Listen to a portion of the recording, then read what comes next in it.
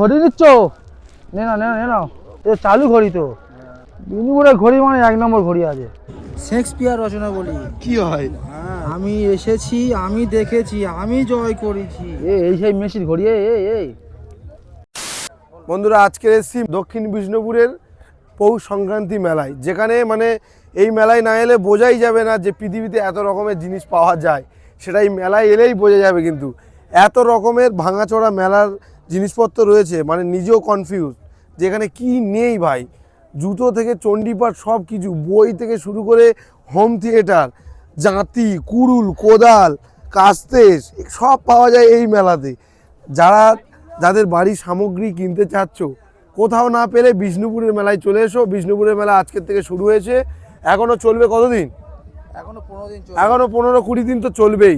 তারপর কাঠের জিনিসপত্র রয়েছে, নানান জিনিসপত্র রয়েছে।